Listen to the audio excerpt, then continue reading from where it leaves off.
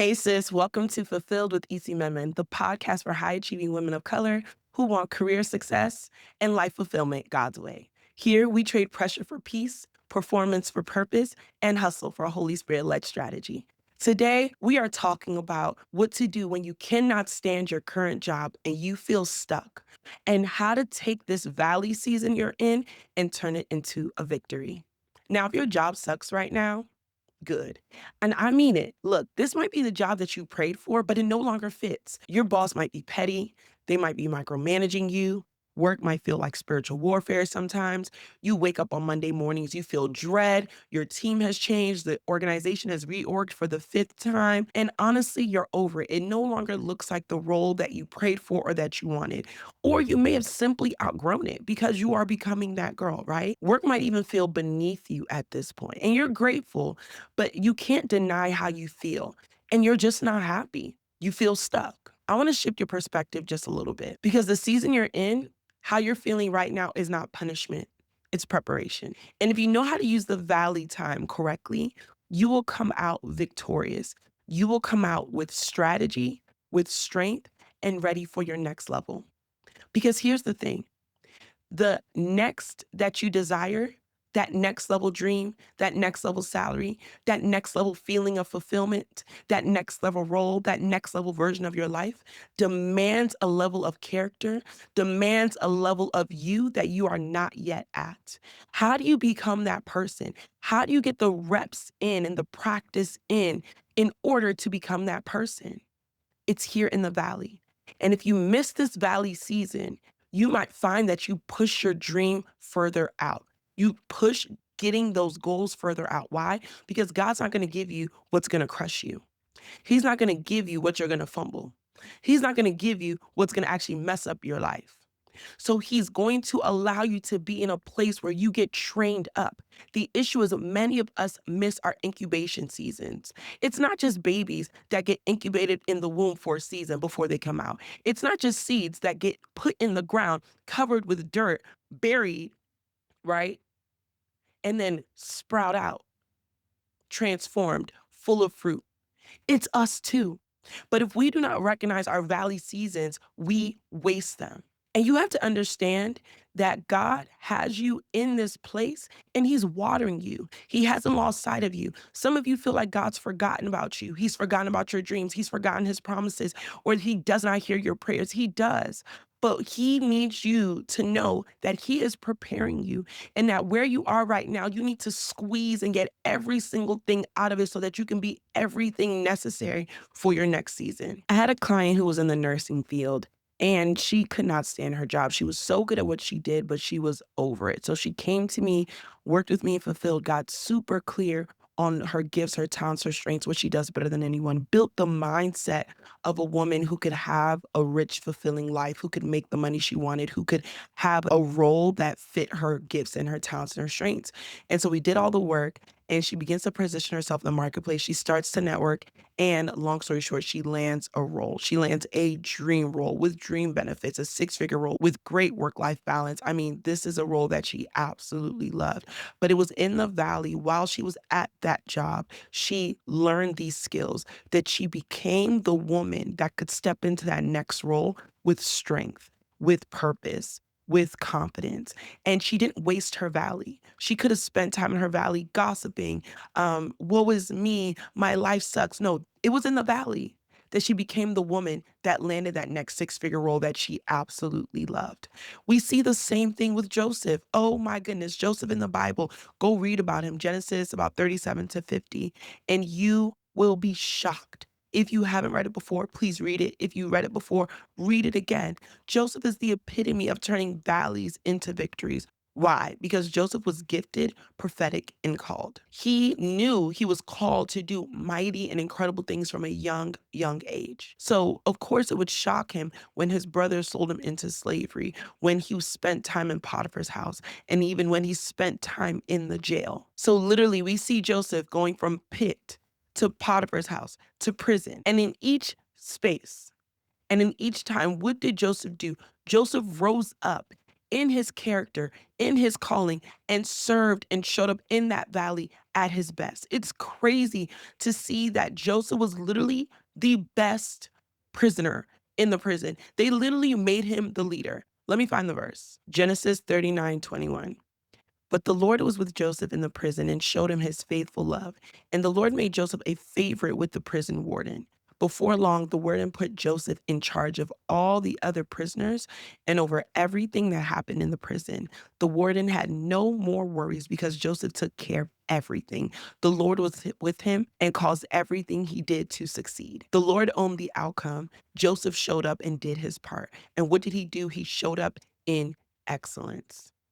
He did not waste that valley. And it was in the valley that Joseph became the person who was second to Pharaoh when it became time. So even though he had the dream, even though he had the calling, even though he had the raw materials within him, he still had to become the man that was worthy of being Pharaoh's second.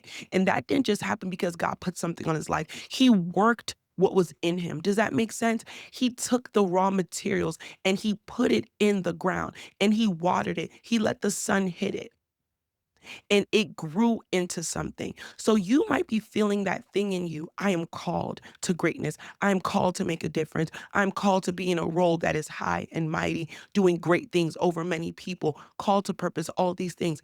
Excellent. You feel that way for a reason because it's in you. But are you doing the work? It's like having the flour, the butter, and all the ingredients for the bread. You have it in you, but are you putting it together and are you kneading it? Are you working it so that it could become the bread?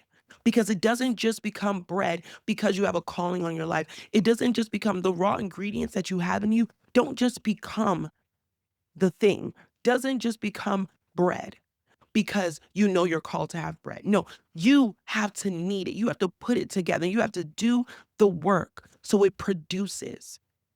The gold in your life has to be refined. And it's refined best in the valleys because it's in the valleys you have to use your skills. It's in the valleys you're called to do something. You know, when things are easy, you're kind of on cruise control. Let's be honest. For me, I remember I had a really hard time in my business a couple years ago. And let me tell you, it was in that valley I produced some of my greatest work. I made some of the greatest decisions for my business that I've ever made that actually took my business to another level. And now, as I go through another transition season, I have moments where I'm like, oh, this is hard. But then I'll get excited, like, okay, God, what is being produced here? Because there are certain things you will only learn in the valley. And that's where you have to start asking the right questions. I always talk about the power of asking the right questions. Instead of boo hoo, oh my gosh, God, why? You're asking, what could I only learn from this situation? What is this situation able to produce in me that nothing else is able to produce in me? That's what you're asking right now in the valley. And while you're in the valley at work, there are certain things I want you doing that will prepare you for your next level and help you become the person that can actually lay hold of the dream and desires you have. So let's go through this valley framework together. V, I want you to volunteer for strategic projects, not just any project. Don't just start doing every and anything in the office, okay? You got a life. But I want you to audit the roles you want in the future. Where are you going to next?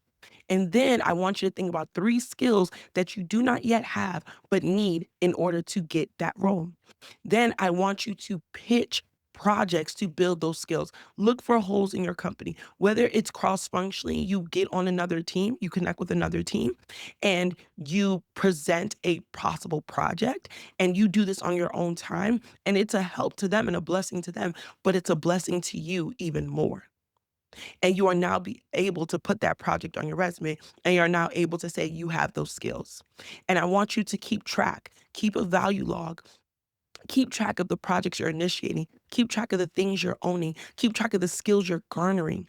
All this is going to go on your resume. All this is great for when you're networking and talking to people and you're talking to them about what you're working on. You're sharing this and people are like, wow, this person's really on top of their game. Wow, this person is really becoming this next level person. And subconsciously, you'll start planting seeds and they'll see you as the person you want to be. You have to make sure, though, that these projects are relevant to your future, are resume worthy, and reach across departments, giving you more exposure. When you do this, you will be closer to landing the dream role and stepping into your dream life than you were before.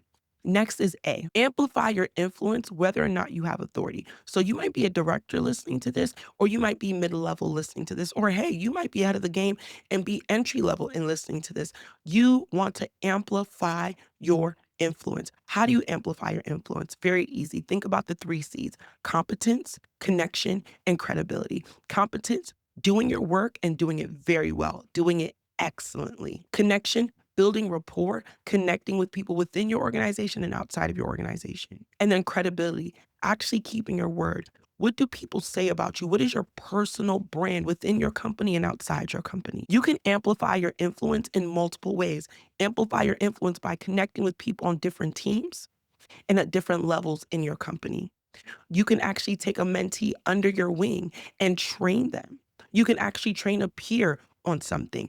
And now you have mentees and people in the company gossiping about you in the best way and singing your praises. You have peers singing your praises because you're helping them elevate. Then you're looking up and you're helping your boss or even your boss's boss on projects. So whether you're connecting with them, whether you're helping them on projects, whether you're keeping in mind a need or you're keeping in mind something they like, you learn that their kid has soccer camp or enjoy soccer, and you send them a link to an upcoming soccer tournament that their kid might want to be a part of.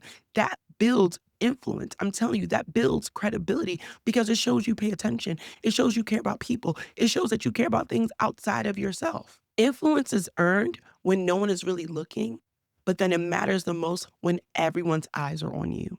So begin to build that influence. L, leveraging your network beyond your desk. Now, we talked about network a little bit and amplifying your influence, but I want you to leverage your network like never before. If you have not been networking, if you have not been talking to people that you know and connecting deeply, and listen, it could be people you already know, you don't know who they know. We take for granted that our moms have friends that are in high places, but you just never thought to ask. You never thought to ask her to leverage her network on your behalf. Now, if you are credible and you are connected and you have your own influence, then people will be happy to connect you. Now, you want to engage authentically. You want to reach out to people on LinkedIn. Listen, reach out to 30, 40, 50 people. Who cares if they don't get back to you? You are one connection away from your whole life changing. So network and connect with people you don't know through LinkedIn and send messages until LinkedIn kicks you off and sends you home. Also connect with the people you know. So talk to the people you know, but also ask them about who they know. Oh my goodness, your network is 10 times bigger than you actually think, but you just haven't tapped into it. You just haven't asked. And ask across all generations. Ask your peers. Their parents know people. Ask your parents. They know people. Shoot, you might want to ask your grandparents. You'd be surprised who's retired and whose buddy was a leader or CEO or VP somewhere big, or whose buddy has a grandchild. Hello? Oh, now it's getting layered. Or whose buddy has a kid at a company that can really set you off and set you up. Take advantage and start leveraging your network all while you're in the valley. So instead of spending time, what was me, you are building every single day. And if you feel tired, listen, rest and wake up. Rest, do something, fill your cup up, re-energize, and then wake up because no one's going to build this life for you. No one's going to do this work for you. You've got to do it for yourself. So I know work must be draining. I know work is tiring. I know you have projects. I know there's a lot going on, but there's never a perfect time to transform your life. Life is not slowing down so that you can catch up. So take a nap. Take a deep breath, grab some lemonade, hang out with your boys, hang out with your girls, and then start to change your life and do what you need to do for you. The other L is log your wins. Stop living through life thinking that other people are going to pay attention for you or pick up the slack for you. You need to log your own wins. You need to be paying attention to how you're winning every single day in the valley. Not only will it encourage you and bless you, but when it's time to update your resume, when it's time to talk to people you're networking about what you're doing, you have wins at your fingertips. You can use the STAR method to actually log your wins to keep it really simple. Situation, task, action you took, and result. Log all your wins in that format. And I'm telling you, you will look at yourself and say, oh my goodness, I did not know I was producing at this level. E, elevate your skills for the future. Choose one skill. Pick one high-level skill that will set you up in a big way, and commit 10 to 15 minutes each day learning that skill. You could be listening to podcasts about that skill, watching YouTube videos, get on Udemy, get on whatever website. There are millions of websites with free courses, free trainings, wherever, and begin to drill down on that one skill, not 10, one, and begin to master it. You could even use ChatGPT to help you build a 12-week course on how to master just that skill. And I'm telling you, you are going to shift and transform in ways you didn't even imagine. Why? Last but not least, this season is here to yield lessons that no other season can. I want you to sit back, like I shared earlier, and begin to ask yourself the question, what am I called to learn in this season? And what skills can I begin to deploy in these challenging places? So when things become chaotic, how can I show up in calm? When my boss is going off or saying things they're not supposed to be saying, not only am I taking note of it because I might need to escalate it, but how am I learning how to respond in high stakes situations? If you're never in high stakes situations, how do you learn how to de-escalate high stakes situations? So this is where you really begin to become thoughtful about every lesson and available opportunity for growth. This is where you learn how to put in strategic boundaries because people are invading your boundaries. So instead of complaining, you learn how to set quality boundaries at work. When there's miscommunication and disorganization flying all over the place, instead of complaining and gossiping on Slack with everyone, you are putting structure and systems in place that not only elevate you at work, but elevate your resume and teach you the skills necessary so that when you go to that next role and you see a little bit of craziness happening because no role is perfect, you have already mastered the skills to win in that place. One bonus thing I want you to understand is you must become a strategic thinker. No matter what level you are at work, you have to be thinking strategically. If you don't understand strategy, I want you to dive deep. This is a skill set that will set you apart from everyone. You are always thinking systematically. You are always thinking about problem solving. You are always thinking with the end in mind. You are reverse engineering. You are thinking about the problems that you can prevent. You are thinking high level. So yes, think about your day to day, but always be thinking high level. Always be thinking strategically. That's where some of the best ideas come from because you're causing your brain to question, to look at things in a different way, to take a step back and wonder. When you become strategic, you become more of an asset to any company, any organization, any corporation, anywhere you find yourself, because now you become an automatic problem spotter and problem solver. Here are the things I need you to absolutely stay away from. Stay away from gossiping. Stay away from isolating yourself, thinking that, oh yeah, I don't want to be around anyone. That invisibility kills your opportunities. In all this, do not overwork. Everything you do is strategic. We don't want you burnt out. I don't want you numbing out and scrolling on social all day and saying, you know what, it doesn't matter, who cares, whatever, whatever. God's just going to give me a new job anyway. You can't be numbed out, zoned out, and think something's gonna move. No, no, no, I need you to come back. And last but not least, do not be bitter. Get better.